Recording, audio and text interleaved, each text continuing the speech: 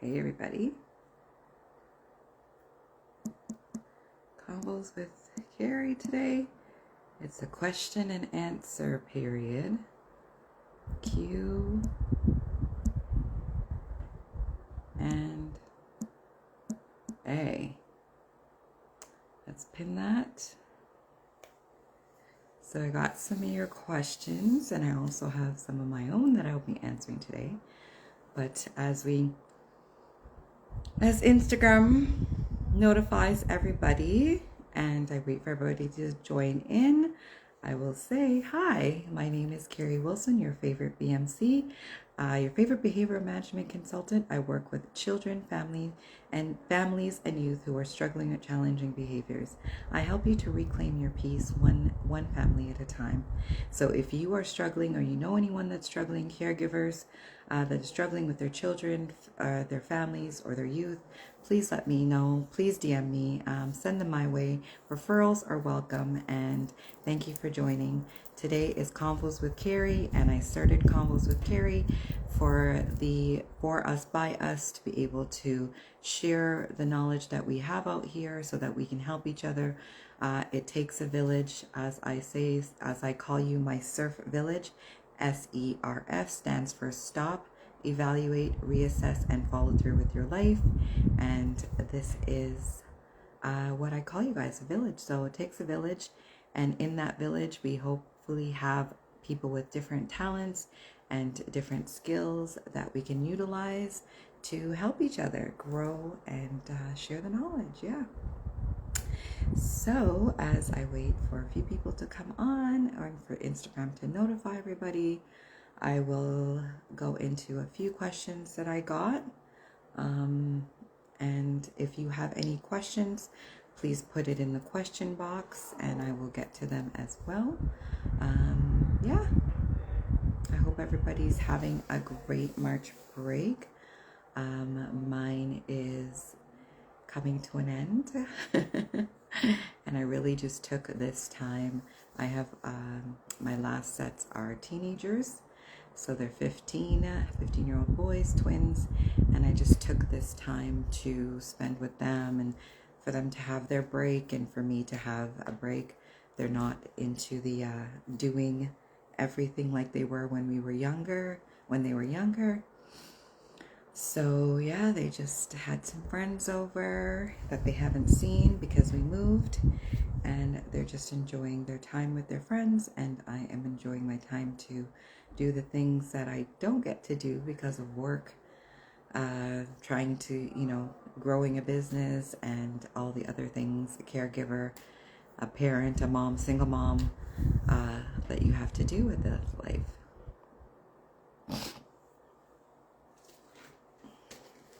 So yeah, I'm going to get my questions ready.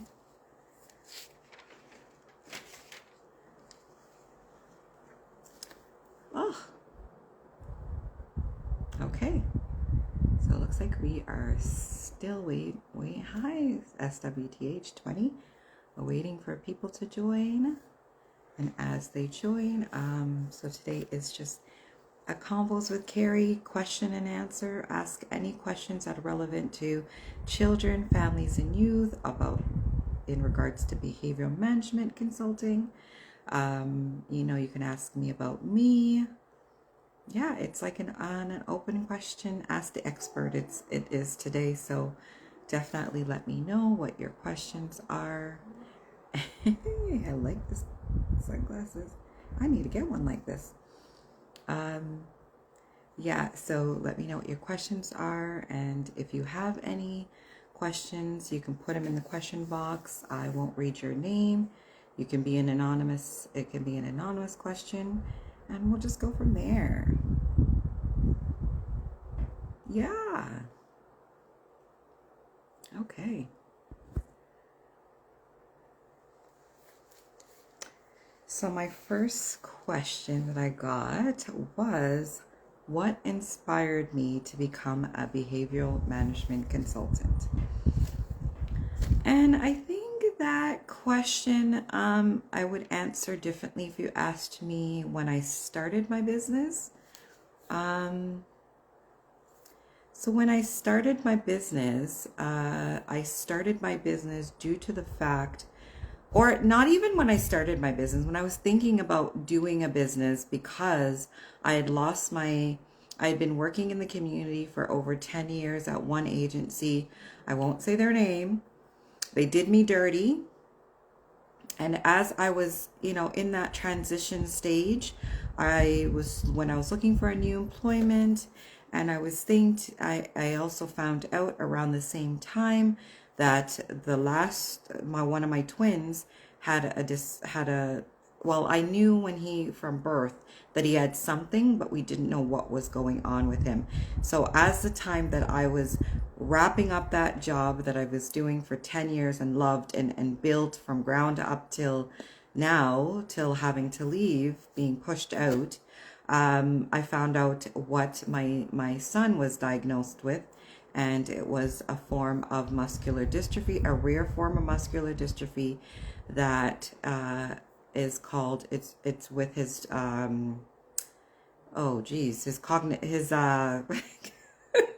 collagen. I was saying cognitive.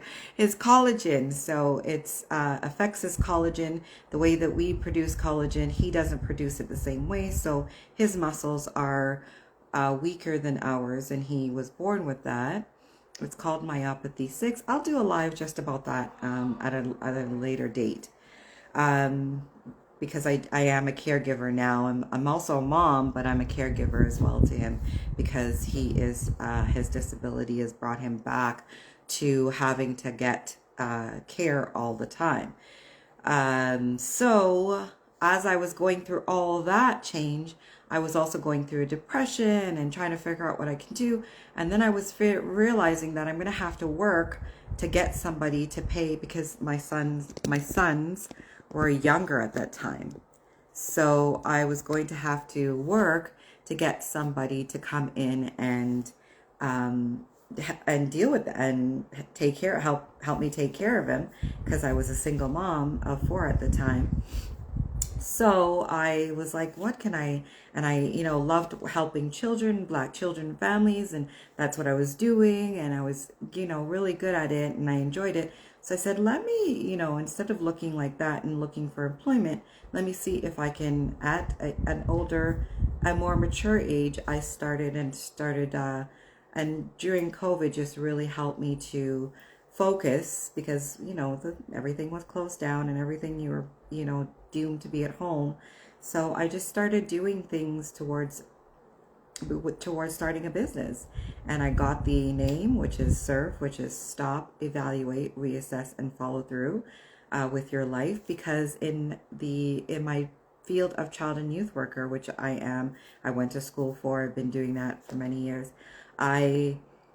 In that field, we're big with acronyms, so I definitely used an acronym for my business. And when I got the name and I got what I wanted to do, which is help, families, children, and youth, then I just kind of, just kept on working at it. Was looking for mentors to help me, and it was a struggle. It was a struggle. So I just started on Instagram.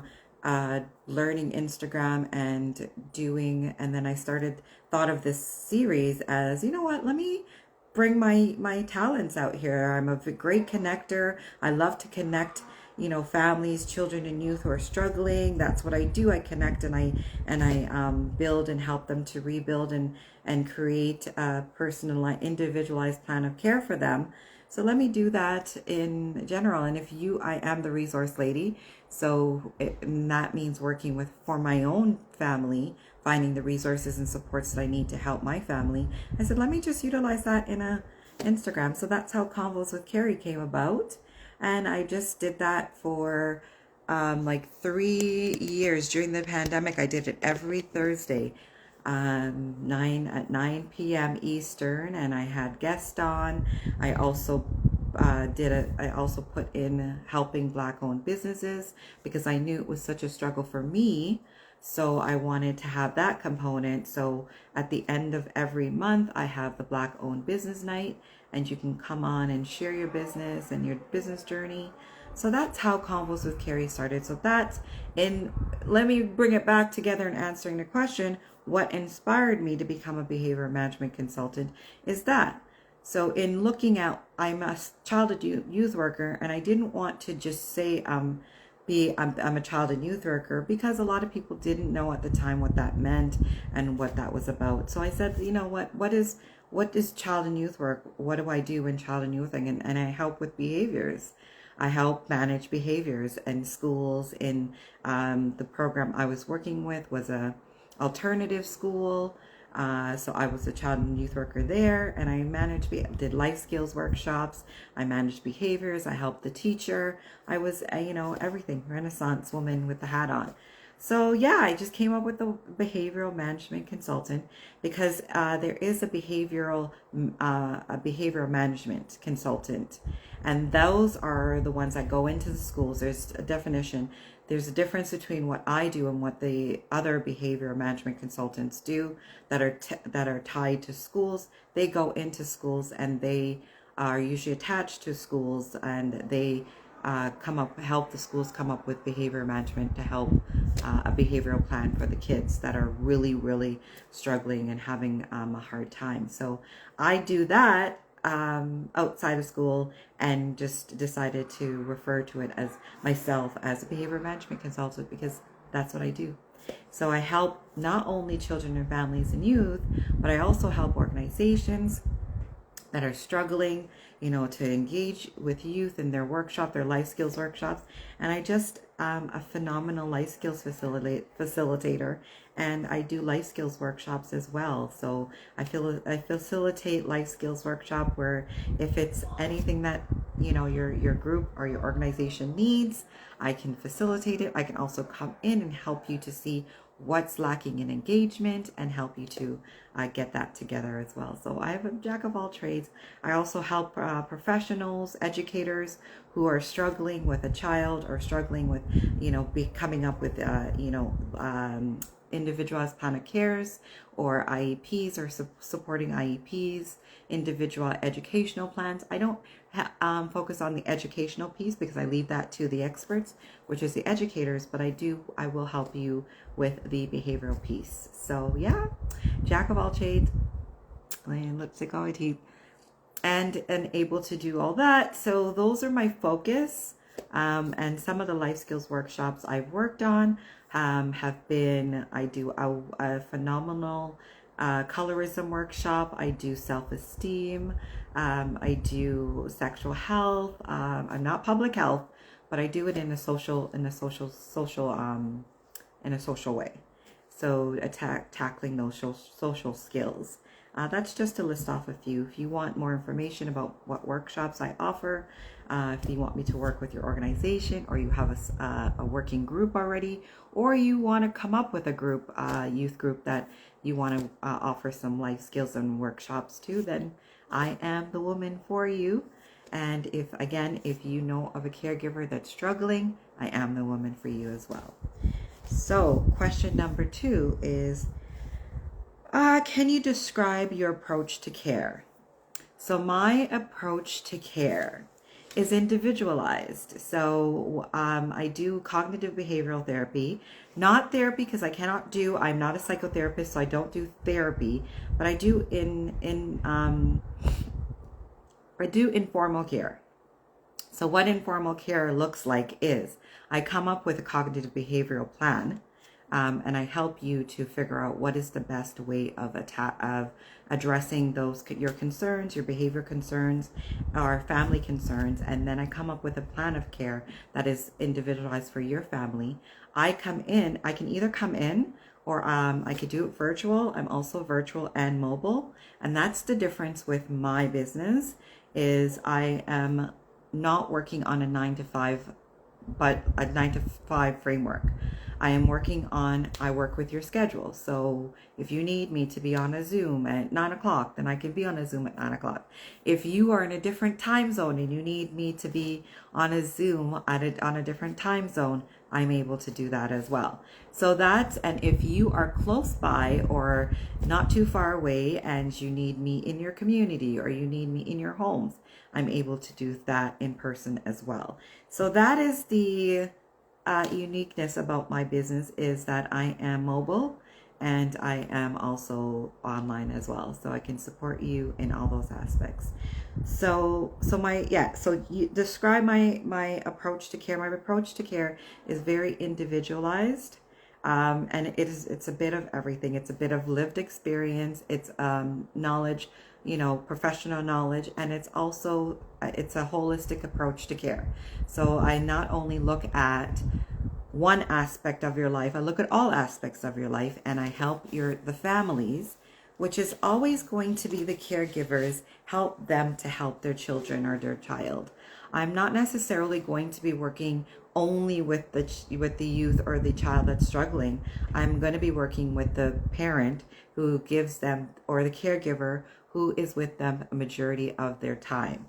So if that is he or she is struggling in school or in the community, then I'm going to work with the community. I'm going to work with the daycare staff, or I will work with and the parent, because the parent again is the majority, and the teachers, if that's what you need support with as well. So I work with single dads. I work with grandparents, because we all know that grandparents are always taking on the role of caregivers. For whatever reason that happens or comes up with not their children not being able to take care of their children, then the grandparents take on, or aunts who have taken on the caregiving role, or uncles, or whoever the caregiver is. I can definitely come up with a great plan of care for you, and I am here from A to B to C. And I also have aftercare. So let's say you finished working with me 6 months, you've done working with me, and you feel like, you know what, I got this, Kerry, I can do this on my own. Then you go off and you apply those skills and you keep working on it, because it wasn't one day to acquire those unproductive skills. It takes a minute. So it will take a minute to get back into gear and change the behavior. So once you've been doing that and you're like, okay, you know what, Kerry, I need some refreshers. I need you to come back in. So you can always call me and do aftercare. And aftercare is hourly, and or you could take an aftercare package, and that is just more time with me to get you back on track. So yeah, I have a lot. So I have a lot of, experience. Like I said, I have been a mother from I was 15 till now in my 40s, and I have been a child and youth worker for over 20 years, working in schools, group homes, open custody, so many different aspects of my work experience. So I bring a wealth of resources, a wealth of knowledge to my clients, and I am there for them. So I will get into a question, because I see there is no questions so far. And there's no comments, which is fine. So I'll just keep going. And then I will leave this up for you to go back and look. And if there's any questions that come to mind after seeing this when I post it, then just DM me, and I will definitely do another question and answer period and answer your questions there. So here is one. I have a 12-year-old who is experiencing anxiety and depression due to social media pressures and bullying. How would you support the client? How would I support the child and their caregivers in developing coping strategies? Okay, so I'm going to read it a little bit slower, so, like when you catch the replay, that you understand. I have a 12-year-old who's experiencing anxiety and depression due to social media pressures and bullying. How would you support the child/client and their caregivers in developing coping strategies? Now, for me, how I would do that is I would work with the parent and the child, but the parent first, together, depending if it's in person or if it is on Zoom or Meet or whatever online platform you use. I would encourage open conversation by creating a safe space. So I would encourage the parent to create a safe space for your child to have open dialogue, because we all know teenagers and parents are busy. Parents are busy. They're doing so many things, and because of all the social medias or phones, we're attached at the hip all the time. So in regards to teenagers who are struggling with not only the body changes and their own changes and their dynamics of their growing up and their parents allowing them to grow up and all the things that go on with growing up and being a teenager, and those dynamics. On top of that, you have the social media that we didn't have when I was growing up. Those stressors and anxiety and can lead to depression. So for me, I would encourage open conversations by creating a safe space. And how you can create a safe space, I can go more into details.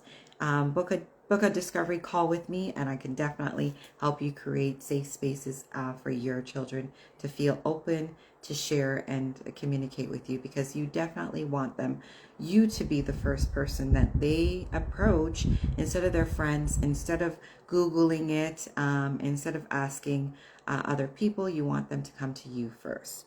So encourage open conversations by creating a safe space is what I would do. I would also foster hi, Coach Jonathan. I would also foster emotional regulation by teaching and practicing healthy coping skills.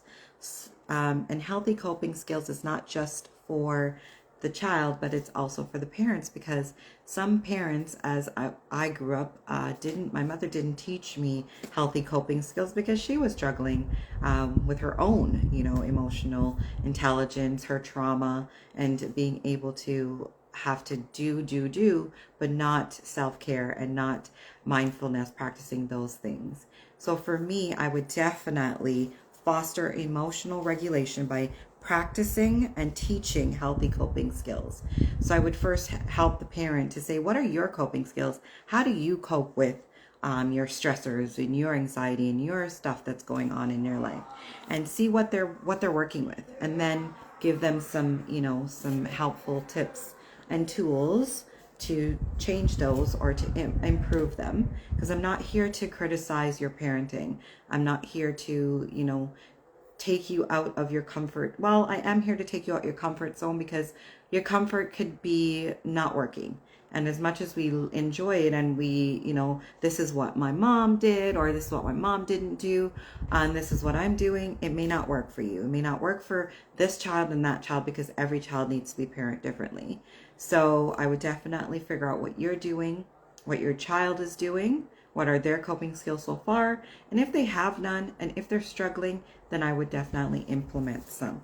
And some things that I would definitely look at it teaching and helping to improve on is mindfulness.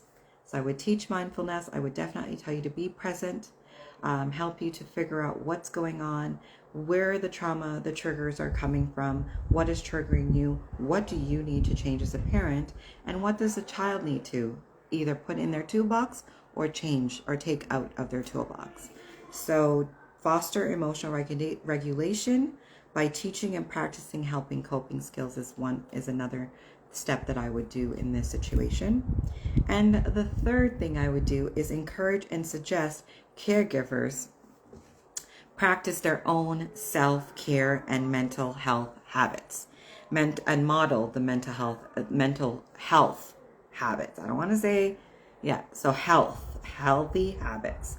So I would definitely encourage, what are your self-care? What do you do to help you take time away from all that's going on, so that you're not trauma dumping, you're not placing your fears, your concerns onto your child, and then that is where the child is getting it from. So that's hindering the child from going out there and being able to manage their own social groups, their own social settings.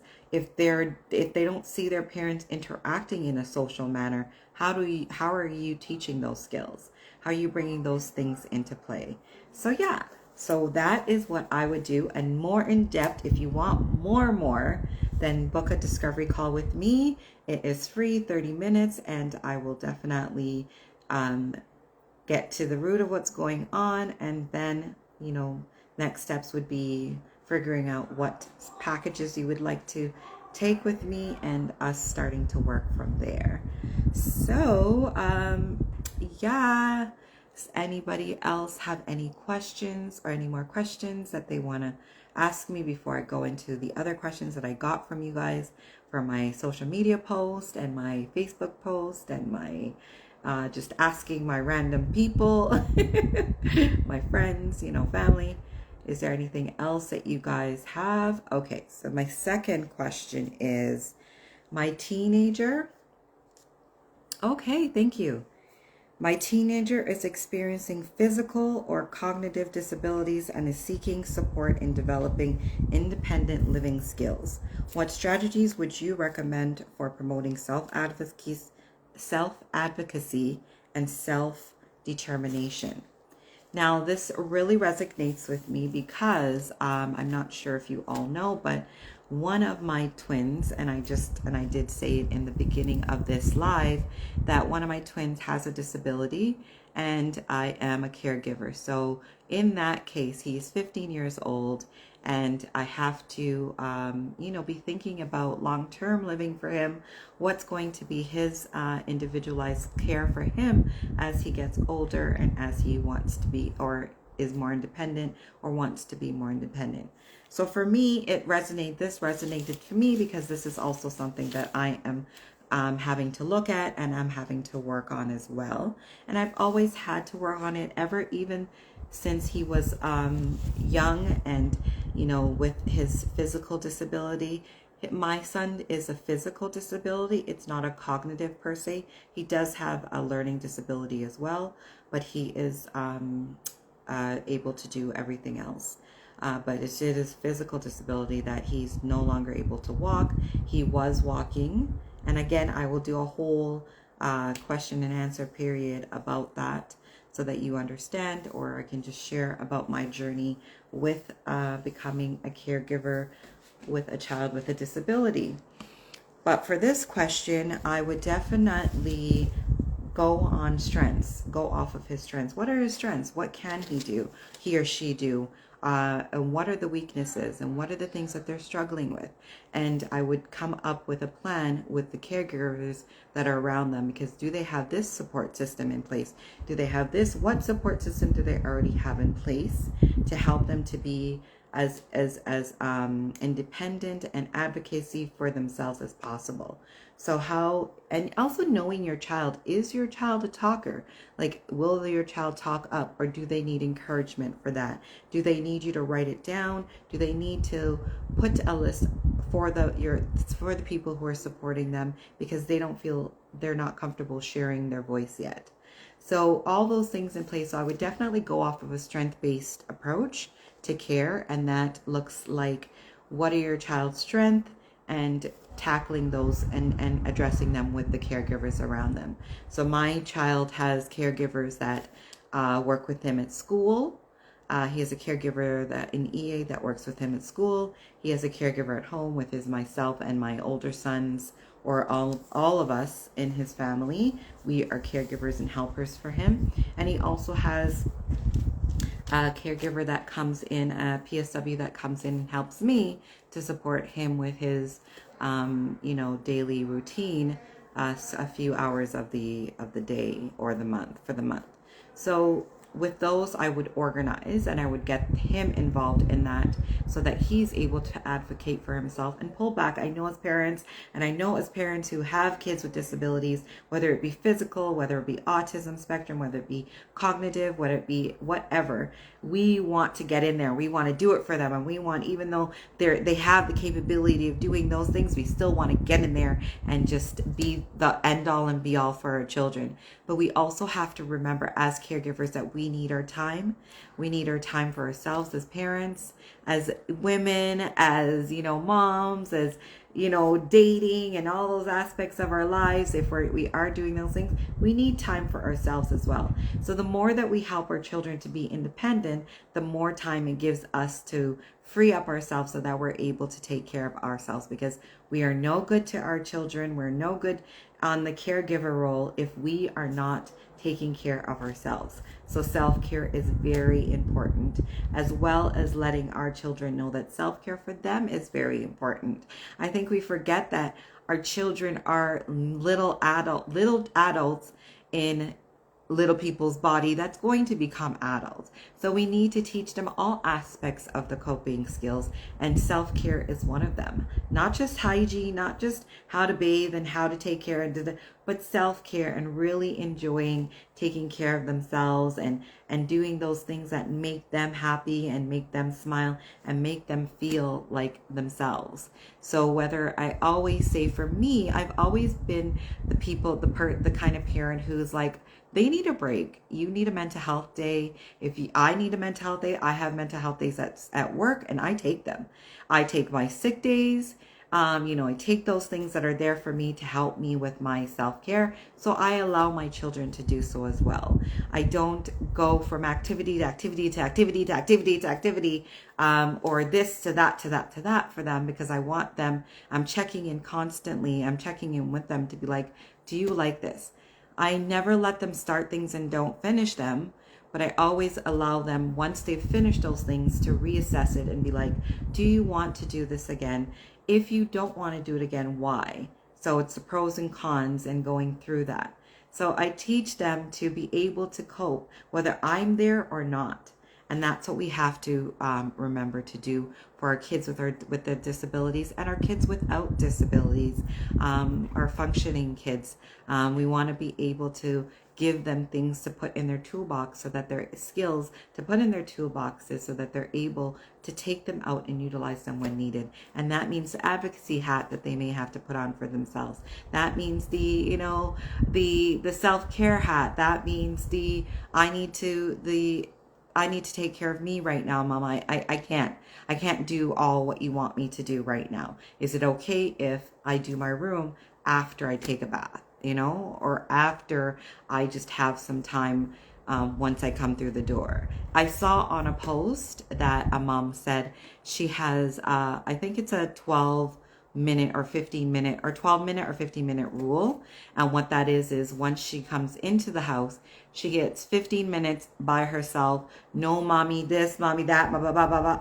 It's 15 minutes of her time for herself, and then she's able to re-engage. And that just helps her and her family with their self-care. And even now her kids are bigger, they also do that. They still do that now.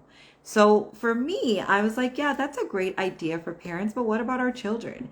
As soon as our kids walk through the door, we're like, how was your day? What did you do? Da, da, da, da. Go do your this, go do your that, homework time, da, da, da. All these things. And do they get some, 15 minutes of not having to engage? Because I know I have a child, and one of my twins is, I like to call him introvert, but he has many other labels or many other things about him. But one of the things and I've noticed as a child, I had to parent him differently.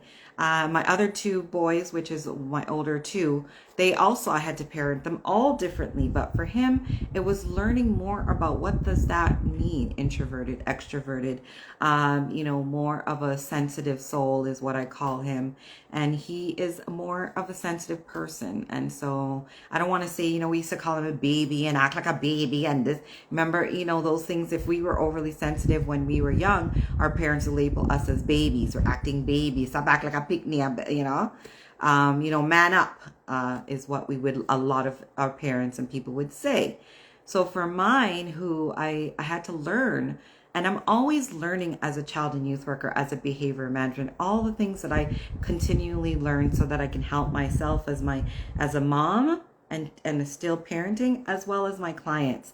So introvert was new. It was a new term. Introvert, extrovert, those were new terms. And I learned in order to teach my introverted child and extroverted child how to manage life and how to maneuver life. And for me as a parent, how to parent him. Because we are all the same sign, because our birthdays are back to back. So I'm an Aries, which is coming up next month, and they're also Aries. So we are very compatible with the way that we move. But I still had to learn those things. What is an introvert? And what does a sensitive child mean? At one point, I thought that he was, what is the word?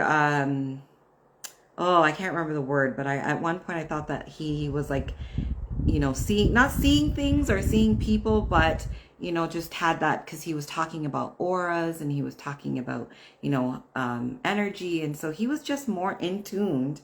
And he had a teacher at school that was talking to him about those things, and it just helped me to really research those things and help him, instead of my mom, who he would go to, an older generation. She's like, oh, what are they?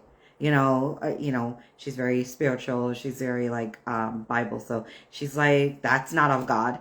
And I'm just like, relax, mom, let me handle this, And I looked it up and I researched it, and we are spiritual and we know children of God. So I was able to incorporate that for him and know, so that he doesn't feel that his religion or his spirituality is different because he's an introvert, because he's seeing auras, because he is a different child, and the way that he maneuvers in life is different. So in ranting radio about the introverts or the extroverts, I had to learn how to parent him differently. So this is what I bring to my clients, is learning, like, what do you think is going on with your child? And we don't know it all. So yes, hiring somebody that, I don't say I know it all, but I do say I've been working in this field a very long time. I have been a mother since 15 to now in my 40s. My oldest child is 31 and my youngest are 15. So I've been doing this a very long time. So it's not only lived experience, but it's also practical experience that I went to school for, I learned, and I take this very seriously in learning all the different tools out there to support and help.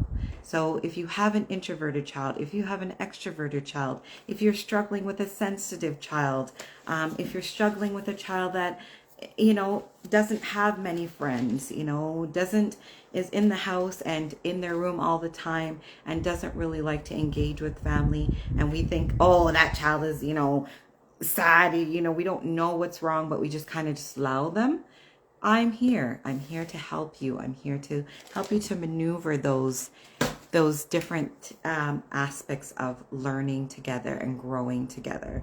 So parenting is not easy. There is no handbook. There is no specific way. Even with all the different modules out there for helping parents, it is still something that you need to have somebody who has lived experience, somebody who has practical experience, who can definitely say, and in a holistic, culturally sensitive approach to care. So love working. My specialty is working with Black families who, from the African diaspora, the Caribbean, love that, because we parent differently. And that is okay.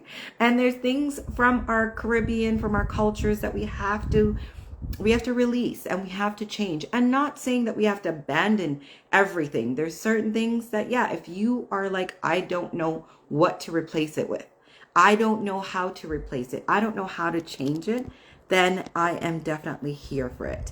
I'm not here to judge. I'm not here. It is oh yes, thank you, anointed mom.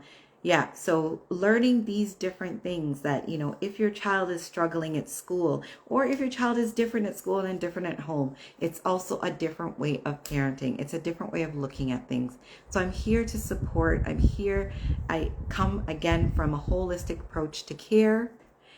Hi, Luna. I come from a holistic approach to care, and individualized plans of care is what I do for our families. So again, my specialty is Black families and youth who are struggling, but I also work with all aspects of caregivers, like uncles, aunts, grandparents, aunts, uncles, step parents, all those things. If you are a caregiver and you're taking care of children on the majority of the time, you are the sole provider or the, parents, then I'm here to help you. I'm here to engage. So yeah, that's my question and answer period. I know I only got to 2, 3, or 4 questions, but if, like I said, I'm going to put this up, I'm going to leave this up. I'm going to be doing more question and answer. So if any question that pops into you, send it to me, DM me. I will hold it for my next question and my next Q&A, and I will get to it. And I will definitely always be here to support, share my resources, share the care, and just help us to be better, do better, and reclaim our peace. We have so much things as Black families that we have to deal with, trauma, past trauma, as well as current lived trauma, and also future traumas coming, that we definitely should tap into people who are there to support you and guide you. So before I continue to go on, I'm going to stop here and say thank you again for coming out and being a part of Convos with Kerry. There is so much more to come. You will be seeing my face Thursday evenings, either 8:30 p.m. Eastern or 9 p.m. Eastern. Thursdays, but definitely Thursdays. The only days that you'll see it change up is if I have a guest that I need to accommodate, and you'll see it on a different day.